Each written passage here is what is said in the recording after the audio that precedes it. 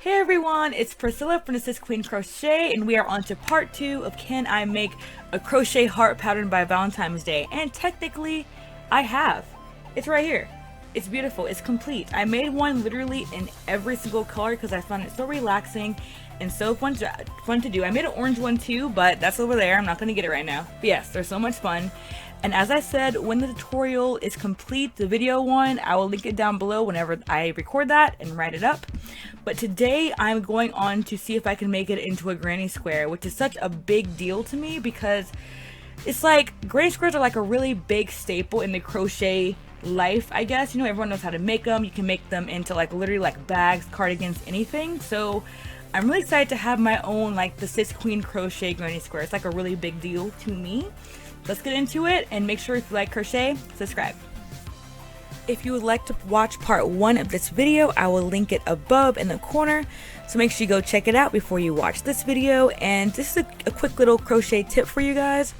If you're trying to make a second row or round of your project a different color, you can just do a slip stitch round all the way around or on your row, and then for the next row, when you change your color, you can just crochet into that slip stitch and it will create a very seamless transition. Now if that doesn't make any sense, it's okay. I will show you when the tutorial for the heart is complete.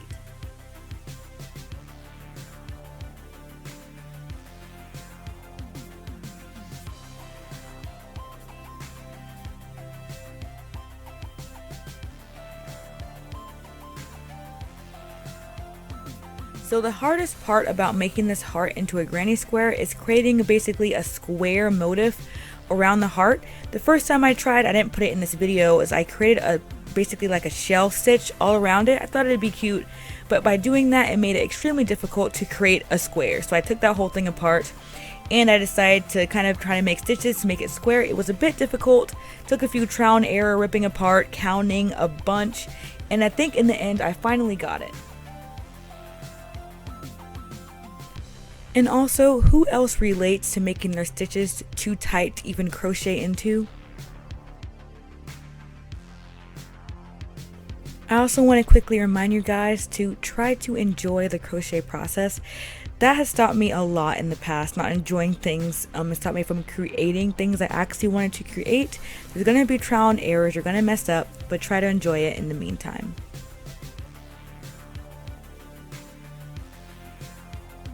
So I think the square part turned out really well, and now we are on to my absolutely favorite part of this project, is creating the granny stitches around the square, where it's like the 3 double crochet skip 2 thing. I find it a lot of fun because it's quick and fast and easy. And alright, I'm gonna be honest with you guys, I'm not gonna lie, I actually created this pattern before I made this video because I got really in the zone. And that's why I'm looking on the side a lot, because I'm copying what I've already done. I'm so sorry, but this is still me creating it and trying to figure out the correct pattern. So, you know, we're still creating this together. But yes, it's turning out really well. And a lot of you guys ask me how I crochet so fast, and I think it's because of how I hold the yarn and how I hold the hook so close to my project, if that makes sense. Also, Stormy says hi. And if you guys want this yarn bowl that I mentioned in part 1, the link is below. I think this yarn bowl is awesome. And also, if you're wondering why it's so hard for me to pull the yarn out of the bowl, it's because I have stacked too many things inside of it. Don't use a yarn bowl like that, guys. Have like one yarn ball in there and it'll come out nice and easily, unlike mine.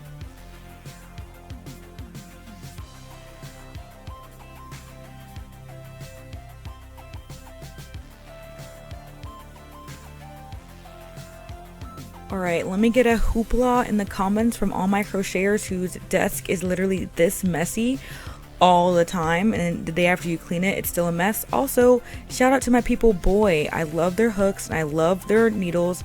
I'm not sponsored by them, but I should be because I absolutely love their stuff and I tell everyone to use it.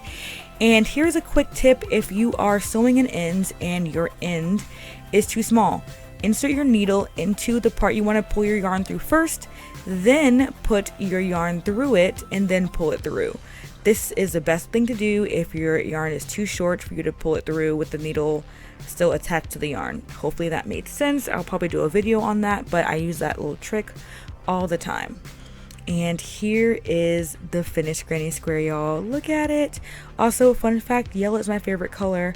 Oh my gosh, I'm so excited about these granny squares being done. Y'all have no idea.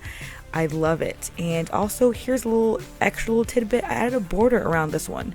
What do y'all think about the border? I think the border kind of pulls it all together.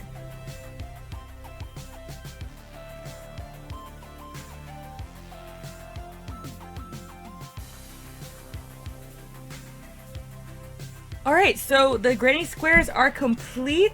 So this is the one I made in the video. I absolutely love it. As I said in the video, the hardest part was making this part square.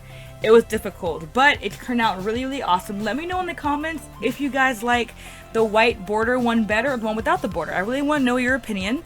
But yeah, I'm super excited, and once again, when these video tutorials are up, I will put them in the description. And if you're not subscribed already, subscribe. And also, yeah, just make sure you comment below what you think, and I'll see y'all in my next video. Bye, my crochet kings and queens.